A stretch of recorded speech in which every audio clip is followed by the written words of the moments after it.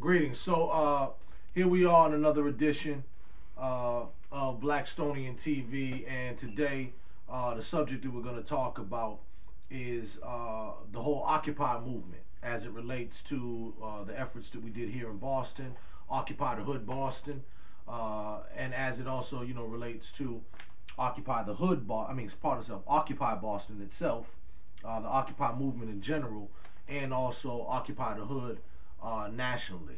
So first off, to start off, we have an upcoming event on April 8th, which will, further get into detail about, some of the things that have been accomplished since the initial Occupy movement, and what Occupy the Hood Boston specifically has been up to since that time, and then furthermore, what's the new direction. So in order to do that, I just kind of wanted to give out, a little bit of a history of what happened here with Occupy Boston. And I think there's a lot of lessons that could be drawn from it. Certainly, my experience was one that, showed me a real life modern example of racism, white supremacy, elitism, sexism, so on and so forth, as it pertained to us coming down, even going down to Dewey Square, which was the site of the original Occupy Boston. Once again, we're going to have this meeting on April 8th. We're going to be getting into a lot further detail on the subject then, and then, once again, highlighting what we've done and also talking about our future plans, which we hope that, the general public gets on board and supports. And then also, too, tonight being Thursday, March 14th, tonight we will be on the radio with Occupy Nation. I believe it's called OBR FM, and we'll make sure that we give you the link to that. But tonight we'll be on the radio also discussing this topic. So without further ado, let's get into it. So how did I even get initially introduced to the whole Occupy movement? Like a lot of people, I was seeing this thing as it was starting to bubble off on the TV. The media had already picked up on it and seemed to be fascinated with it. It was on every channel all day long. The occupations in, New York, first of all, and primarily, was being covered. And just people were very romantic about this whole notion of, a new movement and whatnot. Now, at the time, I was suspicious of it. I'm generally a skeptic about most things because generally you find that, when you look at, things that have been done, particularly those that are promoted in media or pop culture, that there's some sort of ulterior motive behind it. So, of course, myself, first of all, just was skeptical about, well, who started this? Who's this benefit? What's behind this? Is it politicians? Is it unions? What is this? And there were a lot of people that were saying, that this was just a ploy to kind of counteract the Tea Party and have those from the left, as fervent and, dare I say, cultish-like or cult-like, or certainly cult-minded hive mentality to combat a lot of the rhetoric that was taking place on the right, with the right wing and, conservatives and so on and so forth. Seemed like a pretty, plausible and reasonable thing to me. Once again, I remain skeptical. And early on, when I saw some of the tactics that they were employing, it just didn't speak out to my heart. And really, I just was like, okay, this is another example of, well-meaning, but, crazy or goofy or nutty, kooky, whatever the term is you want to use, white people who don't have anything to do with my life or the conditions that, my life has been subjected to, certainly not the conditions of my people, and most often are different philosophies, ideologies, theologies have, clashed and been diametric opposites, and everything has really been, from everything that has come from that structure, even from the left wing and the liberal, has certainly, in my view, not helped out the black community. So I just say all that to say that when I say something like I was skeptical, I want you to know, like, I was skeptical on many, many levels. I was like, not for me, doesn't speak to me, doesn't resonate to me. Let's see what they do, but I don't think anything's going to really come of it, blah, blah, blah. And I didn't think anything more of it. In the next couple of days, my phone started ringing. As a community activist here in Boston, a lot of people were calling me up like, Jamal, you seeing this Occupy thing, yo? This is crazy. And I mean, when I say a lot of people, people from the nonprofit sector, elected officials, regular, organizers from the hood, regular hood folks, what have you. Everybody, it was on everybody's radar. And it was the main, news story of the time. So everybody was like, well, Jamal, how are we going to do some of this Occupy? I was like, I'm not messing with it. It looks crazy to me. I don't see any goals. They talking about they don't have any leaders. There's no organizational structure. It was, just too many things that in general I strive to stay away from. So, I did. Then it was a buddy of mine, Darren, who was doing some work, community organizing and whatnot, who, really was like, man, I've been down here for the past couple of days. You should really come down. And, in the way, the discussion that we had and the way that we know each other, I trust his opinion. So I said, okay, can't hurt. I'm going to just go down there and check it out. So went down there one night and checked it out. Now, this is where it gets a little weird. So for me, on the one hand, it was a confirmation of everything that I had thought. Neo hippie style living. You got kids over here playing hacky sack, somebody over here doing the hula hoop, somebody over here playing harmonica badly, another person over here with a banjo or ukulele or something, and then you got every possible political philosophy and everything else that you could think of, basically all being screamed in your ears from different directions. So you got socialists over here, you got anarchists over here, you got, everybody just, it just was, to use the term, like a clusterfuck, to part of my language, but, that's the best way to explain it.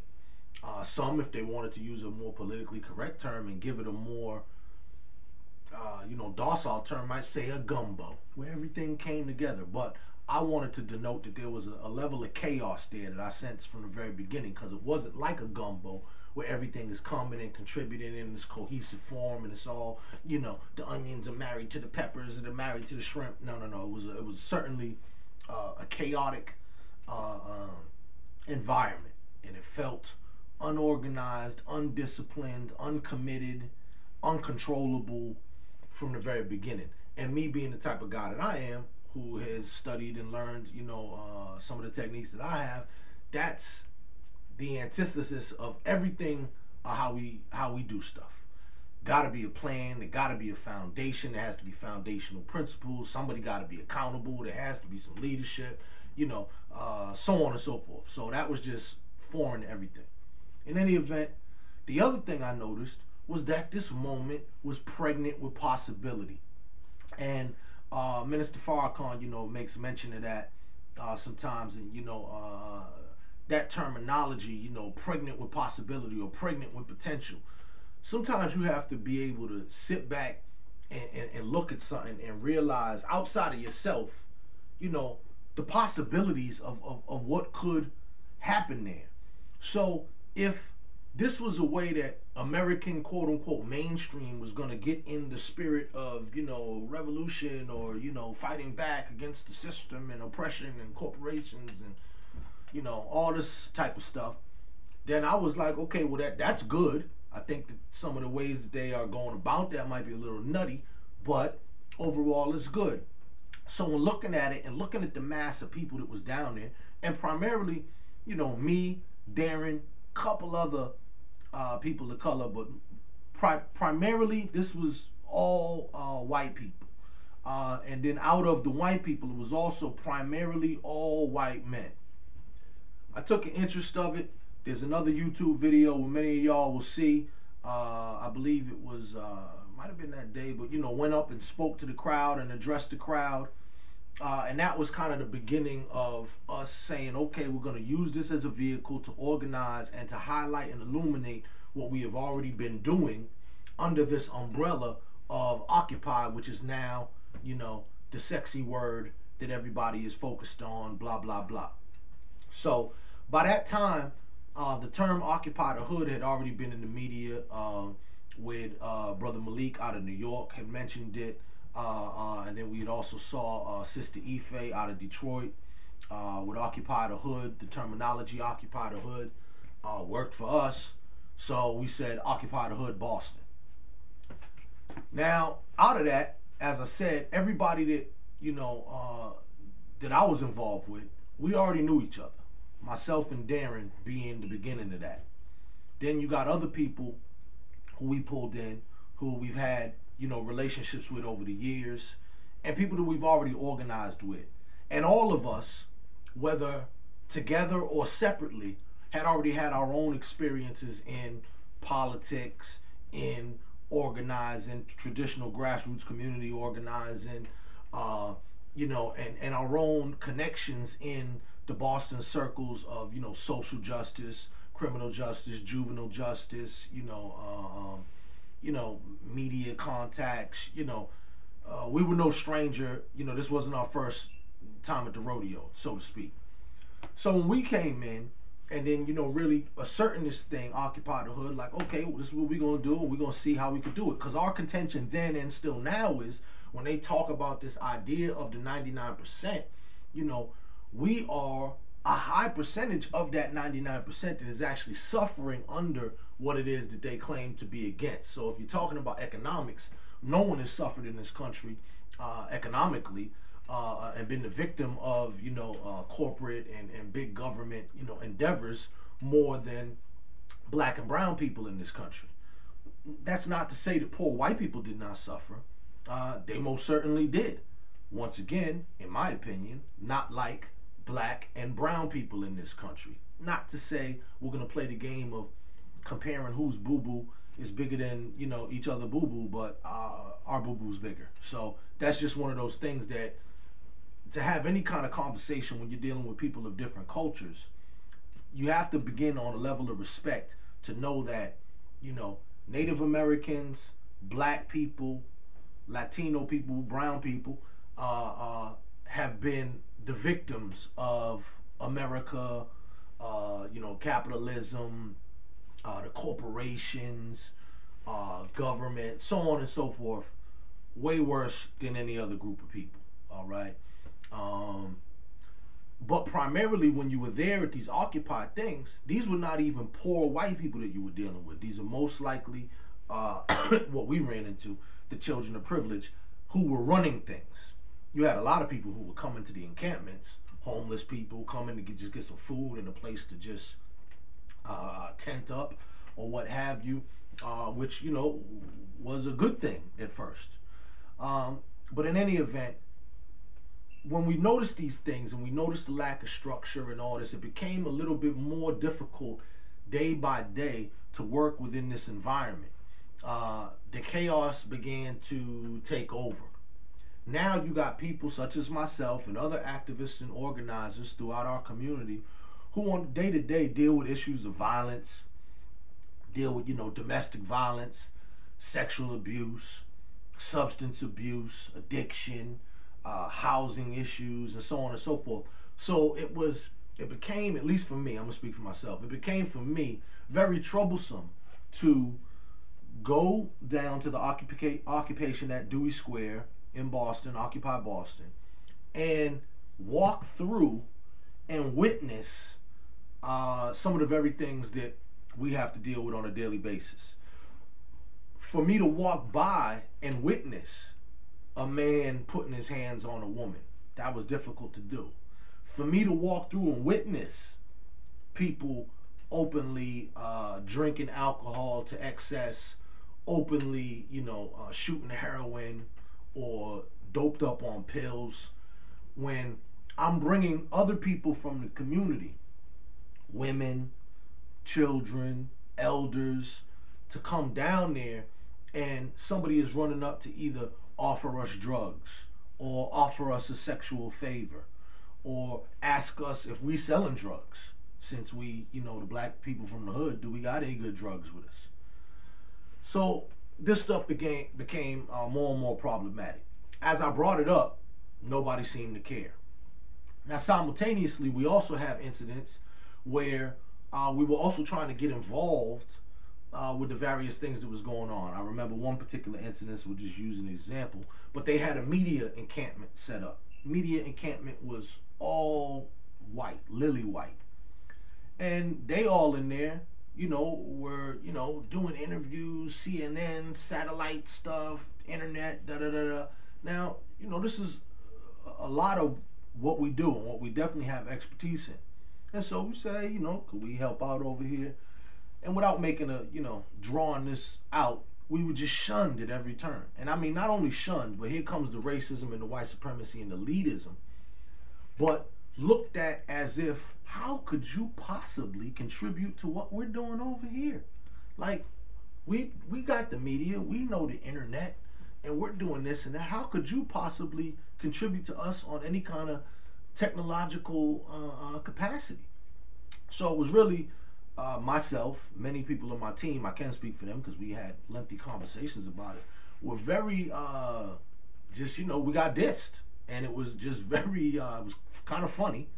But, that was one of them things where I really haven't been disrespected like that on that type of level in my adult life. And that's another point. These was kids. They 19, 20 to, I don't know, tops 25, 26. And it's funny to me because, people look at me, look young or what have you. But, I'm 42. So the years that they've been alive is years that I got being dedicated to, community activism and organization and whatnot. I got a track record to prove it from when I first became active in my teens. Here in Boston, across the country, so on and so forth. So it was just funny to go into a situation where you're trying to contribute, you bringing your dish to a potluck dinner, and where they say all are welcome and we need everything, and then when you get there, they're like, nah, get out of here, we don't want that. Wow. And basically, too, with what we deal with a lot with race and whatnot, we're only left to deal with the fact and say that it gotta be because we black, and it gotta be because we from the hood, because everybody else was getting plugged in and plugged up, and there was no problem. So initially, there was just kind of the standoffishness that nobody was comfortable with. We plugged on, we kept going back despite these feelings, despite repeatedly seeing criminal behavior, abuse, drug use. Despite all that, we kept going back and trying to make something happen. And meanwhile, too, make no mistake, that meanwhile, we kept doing our own thing.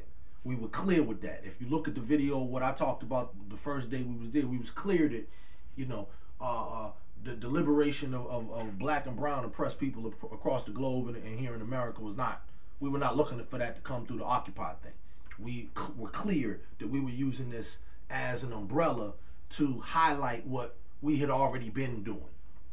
Pre-existing organizing efforts, pre-existing groups that had been doing the work that would use this to kind of focus and converge our efforts. And we had hoped that there would be a new crop of people that wanted to get on board and do some real work. Unfortunately, we were just as idealistic as we accused other people of being, because we really thought that out of those masses that some people would emerge that really wanted to do some work. And not to say that there are none. We just haven't met them yet. And our phone number has been the same, email been the same. We've continued to feed people. We've been back to Dewey Square and fed homeless people in Dewey Square after the encampment was gone. And homeless people said to us, well, what happened to the Occupy people? We thought they cared. We got that on video too, actually, sadly, but, it's there as documentation. In any event, as we pressed forth with our agenda, we also saw what seemed like an endless grab bag of money. Anytime we looked at a media report or went down to the occupation, we kept hearing of all these obscene to me, amounts of dollars that were being raised in my view, for frivolous purposes. So, oh, we want to do this. We start some internet, we pay or we donate or whatever the hell they used all sorts of mechanisms, and they would do it, and before you know it, 10, 20, $50,000. Now at this point, in New York, Occupy the Hood nationally had told me that they were having some interactions with the main Occupy Wall Street movement, and that Occupy Wall Street was often funding initiatives that they wanted to do, whether it was to feed people. I believe one of it was to help a sister who was being evicted. There were a couple of instances where Occupy the Hood nationally had made it known to me that Occupy Wall Street, they had gone to and said, out of this, pool that has been collected, we would like a portion to go do this for the hood. And that Occupy Wall Street, not that it was a walk in the park, but that Occupy Wall Street ultimately agreed with that and gave funding to Occupy the Hood nationally. And I was encouraged to, try that strategy here in Boston, which we did. So we went down to one of their general meetings, or, whatever it was called. And, we asked for $2,000. Small amount.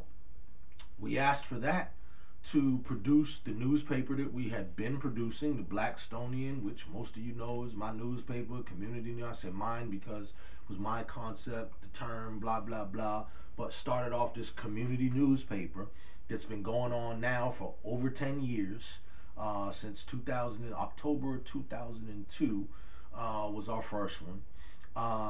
And, so we wanted to put out a new issue of that we use to inform, educate the masses, and also get people, talking about issues and get them in front of them to community meetings. And so it's a major organizing tool, both the physical newspaper as well as the website.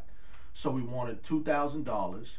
I think it was like $1,100 was going to go to that, or maybe it was like $900 that was going to go to that. Either way, it was going to get split up fairly down the middle, 1,000, 1,100, 900, 1,100, whatever, because I'm going off the top of my head here.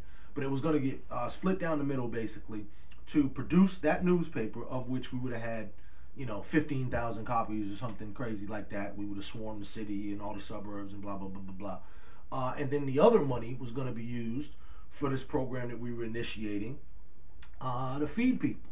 Not just feed people at the encampment with the soup kitchen line they kind of had going on, which at times was wonderful and at other times was very bad. Sanitary conditions, health conditions, so on and so forth. People who are not professional food handlers and da-da-da-da-da-da.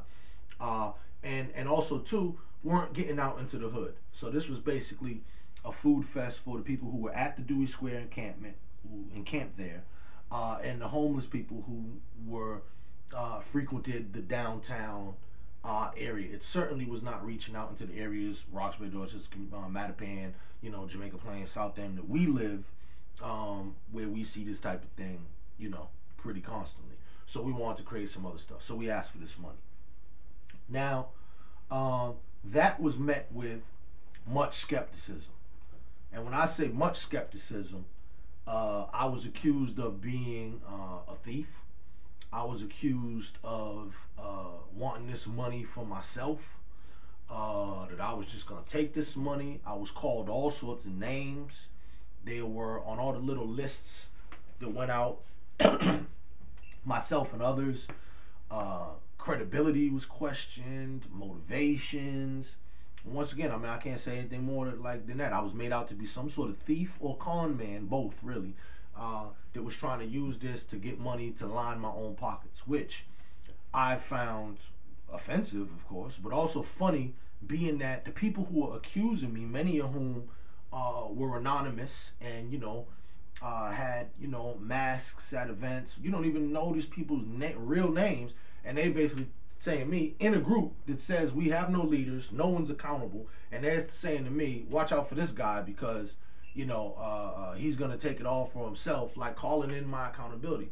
when I got a 20+ year track record in this community where I live, where my mother lives, where my grandmother lives, where, you know, we got generations of people who know me, I know them. Once again, everybody from politicians to clergy to, you know, all the things that make up a community. The doctors, the lawyers, the police, the fire, the dog catcher, the daycare workers. You know, we have a network of people who know. And Jamal, in my entire life and career, has never been accused of stealing no money from no organizational nothing. And we've raised a little bit of money, and we've raised some decent amounts of money. I think the most we've raised at one time is probably about around or about 2 G's is the most we've had in any kitty at one time. You know, and that's, once again, I say a lot of money, but it's not a lot of money. All right?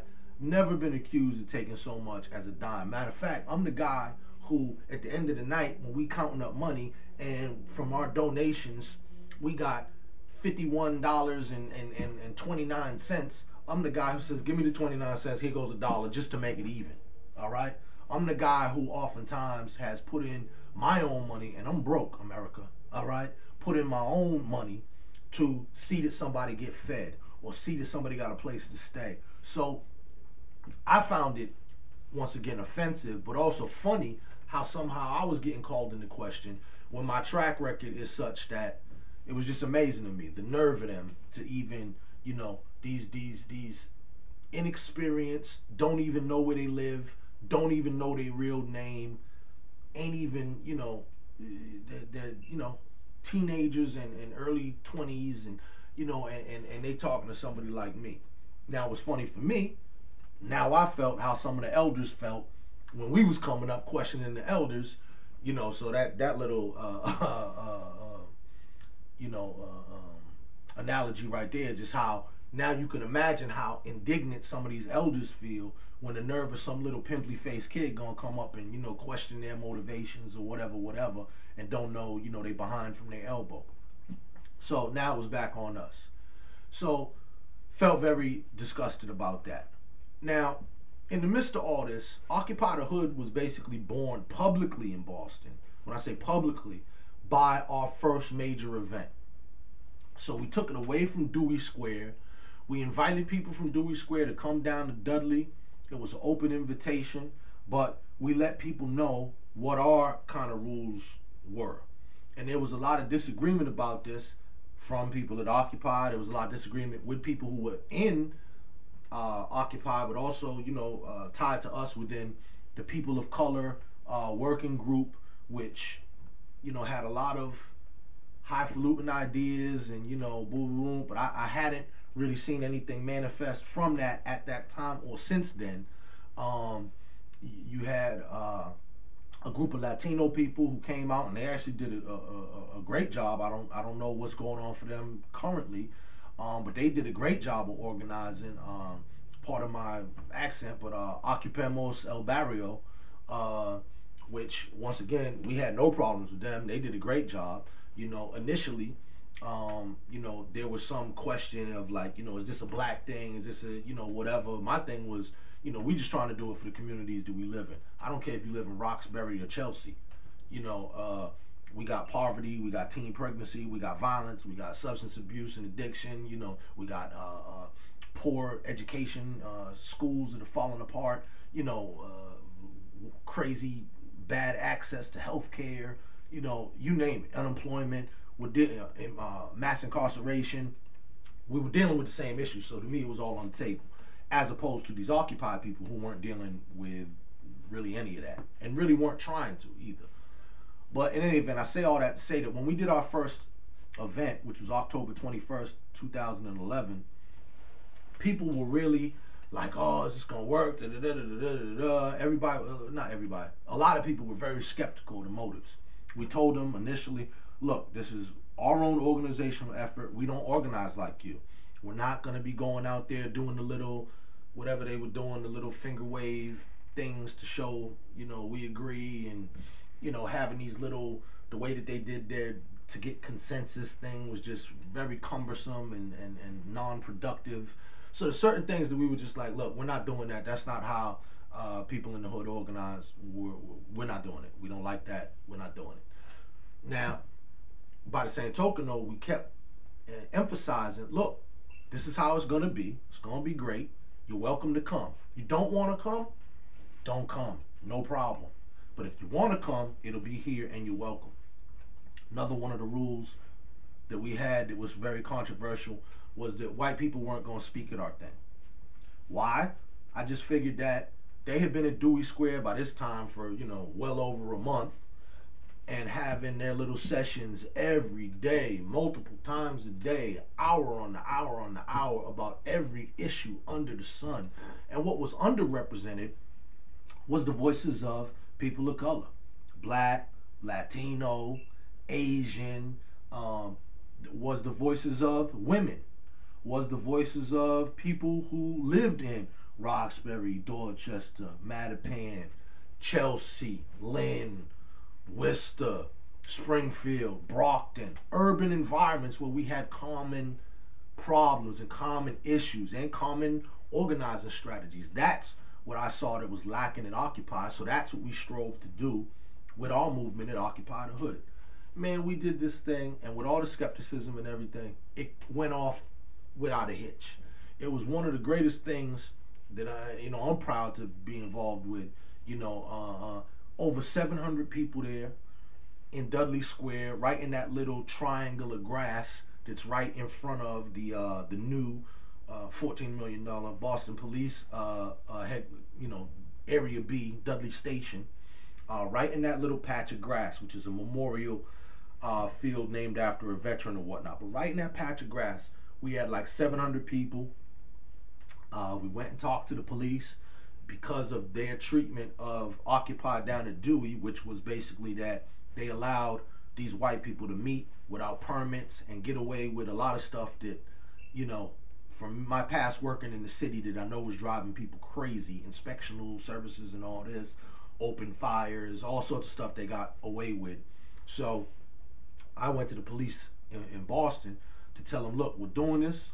We're not asking for permission. We're just letting you know how it's going to be, what you can expect and what you won't expect. So one of the things what you will not get from us, there's not going to be no open public drinking. There's not going to be open drug use. There's not going to be no abuse of women. All those type of things we have wrapped up. We're security minded. So that type of foolishness you're not going to get from us. We're going to talk about issues. We're going to talk about solutions. We're going to organize. But it's not going to be, in my words, the madness, the chaos, the dysfunction that I saw that was taking place at Dewey Square. That's not how we organize. That's not how we get down. So there was going to be none of that. So I made that clear to them. They said, hey, look, no problem, whatever. And we did our thing, and it went off without a hitch. So much so we even cleaned up the park before and after. We had over 25 speakers, men, women, youth, adults, elders, Black, Latino, Asian, students, working people. I mean, it was the broadest and most diverse Occupy anything that I've seen. Okay. And I would match that with anything that I've seen, across the country. It was really, really, really just one of those stellar moments where everything came together. So it was a beautiful thing. All right. So now after this, we're really feeling like, okay, well, cats gotta feel us now. There was hundreds of white people there out of this 700. It's probably like 500 Black people, 200 white people, maybe even 4 to 3 or something like that. But the crowd was very diverse. Quakers, ACLU, you just had every organization, Unitarian, Universalists. I mean, every group that you can imagine was represented. Churches, this and that. Like I said, Black, white, everything. The speakers, all people of color. Boom. People were so amped after that we were like, okay, we got it now. So now let's go back to Occupy. Let's see if we can work together. long story short now, because this story is getting kind of long and I really want to wrap it up, there was nothing. And it became clear quick that there was not going to be any kind of way that we was going to be able to work in their mechanism, because us working in their mechanism entailed just that. For us to change our thing to adjust to their mechanism, which we was not confident worked. All right. And not only not confident that it worked, but had witnessed its dysfunction. So please don't ask me to abandon what we know works, what is working, what has worked, to jump on board to your program, which by your own admission has no foundational principles, has no accountability, has no leadership, but you want us to adopt this program. And that was like, you know, adopting chaos and confusion as strategies to organize. We, you know, where they do that at? We know that that don't work. So it wasn't going to happen. Sadly, our relationship with the people of color working group broke down, as they tended to either not be able to get a consensus, or spent so much time in debating ideologies and philosophies that nobody actually rolled up their sleeves and, from what I saw, this is my opinion, actually did much of anything in terms of organizing, and definitely not in the hood. And it just became a thing of basically what I saw. How can people of color help these white people? And that was not what I was interested in, for multiple reasons. A, they weren't the ones in the most need of help. These were mostly, as I said, children of privilege. We were not sure. Matter of fact, I was completely sure that they were not committed and not dedicated. And I predicted then, and, you know, guess what? I was right, you know, that these people, this was a fly-by-night operation. It would be going on while it's sexy, that we always needed to prepare to organize by ourselves, because ultimately that's what's going to happen. And when Occupy goes away, you know, then what? So we, like I said, was doing this before, did it during, and continue to do it after. So once again, we're going to have this meeting on April 8th, so you will hear what we've done since then, and, you know, what we will continue to do in the future. But I'll just leave you with this. Occupy the Hood Boston is now formally stepping away from all Occupy whatever. We believe it was a failed experiment. I'm not confident. I met some wonderful people in that mix, and those people are more than welcome to join in our organizational efforts. But we need to step away from that name. To me now, it has a bad connotation. It has a connotation of failure, of non-commitment or uncommitment, lack of dedication, lack of discipline. It just speaks to everything that is against true activism and organizing. So here in Boston, at least, we are stepping away from Occupy Boston, stepping away from Occupy the Hood nationally, and we're calling our thing here Organize the Hood. So stepping away from the terminology of Occupy and moving with the terminology of Organize, because that's really what we do. Fits better. Many of us were never comfortable with the whole Occupy terminology anyway, because for our people, anybody who's indigenous or native or, you know, what have you, we know what an occupation is, and that's some of the foundations of, you know, colonization, so on and so forth. So we weren't never comfortable with that term. So even if it had those bad political connotations, or the other terminology is, oh, you just occupying space, meaning you're dead space, you're just sitting there, you just kind of wasting away. And ultimately, both of those terms of the term occupy, I think, were proven by the Occupy movement. And you know how they do those old things of where are they now? And they find your old favorite rock star from the 70s or whatever. Well, where are they now? In each city that Occupy caused a big ruckus, all these people, let me not say all, many of these people, most of these people have now, you know, went right back to, in many cases, the rocks that they crawled out from, or back to their jobs or their regular life. And this is just going to be something that 10, 20 years from now, they'll tell their kids, you know, I was down, I was in the Occupy stuff or something, much like hippies do now with the 60s and the Vietnam protests and da-da-da-da, because nobody has really figured out how to do sustainable movement. So many of those hippies in the 60s are now working in corporations or what have you. They became the thing that, they hated. You got, Black Panthers who, at one time were wanted by the police, and now they work at, whatever university, prestigious university, and they write books. Or, or look at the white people, the Weathermen Underground. They was blowing stuff up. Now they're professors and writing books and, lecturing and, all this type of stuff. So my point to say in all that is that a lot of times these things come, and these movements and these organizational efforts turn out really to be as fickle as the people that are involved in them. All right. A movement is only as good as the people that's in it. So unless you have a movement that is really with some diehard, true blood, true blue, folks in it, it's eventually going to fizzle out. And you're going to see this one goes that way, this one goes that way, blah, blah, blah, blah, blah. That's what's happened here.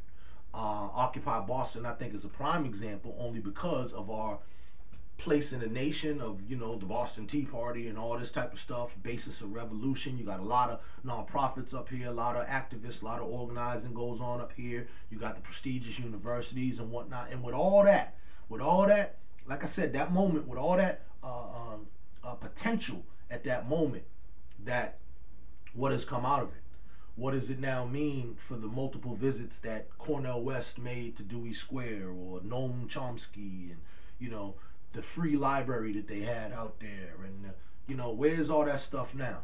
Let's march from the financial district and dress like zombies to point out the corporate bankers. It was fucking madness is what it was.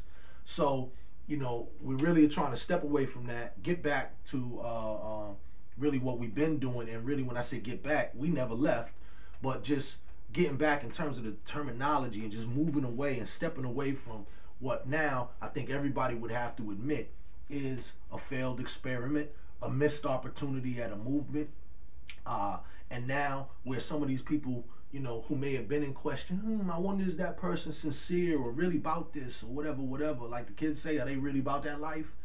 Now we know, okay? And many of us knew then, but still tried to, be optimistic and, think, hey, we're going to be able to pull something out of this. I was never really, on that wave. It was, hit or miss with me. And, so now Occupy the Hood Boston is now Organize the Hood Boston. And we will continue to do what we have been doing. Once again, we'll be on the radio this evening on the Occupy Nation Radio. We'll put the link up. And really that's about it. But for me as a person, the things that I experienced in that during that occupied time, I think was some of the most offensive and crazy stuff that's happened to me in my adulthood. The name calling that I got, the emails, you talking about hundreds and hundreds of emails, just calling me a thief, calling my motives in, da da da da da da da. I don't even know where these people are now, but I know that we can show you every penny, literally to the penny, that has been raised since then. How much, man, we fed now, gotta be like, last count, plus the count, we're like scraping like 1,000 people that we fed. It's gotta be like 975 or something like that. People that we fed since then, since starting this initiative, October 11th of 2011, 11/11/11, we officially started the food drive, Feed the Hood, Feed the People, Fill Your Fridge program. And since then, man, we still feeding people. I got calls this morning of people we feeding. All these other people who was accusing us of wanting to, do this for glory or for money or whatever, they all gone into the wind. You can't find them nowhere, but we still here. I did not mention a lot of the names outside of Darren, and still I ain't even mentioned his full name, only because, I haven't really spoken to them to get their permission to talk about it, but they know who they are. And that's another critique that we got, was that somehow this was all Jamal Crawford. They know that wasn't true, because anything that they came to where they saw us do it, I wasn't there alone. There was people around me. So it's like, that was disrespectful to these people to be like, oh, Jamal is doing this on his own. when clearly every time you see us do something, there's people around me. I'm not doing this by myself. I couldn't do this by myself. That's just crazy. You know what I mean? So that was another little thing or whatnot, little side note. But thank you to all the people who supported the efforts before this, during this, and after this, and will continue to do so in the future.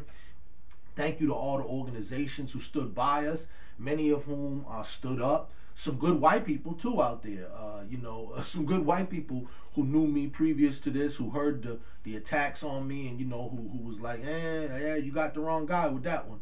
All that. Props to everybody. Ain't no love lost. Anybody who wants to join in our efforts is more than welcome to do so. But we really need to separate ourselves. And this is really a long time coming. We need to separate ourselves and move away from that terminology, Occupy. It's a failed experiment. It's done. Stick a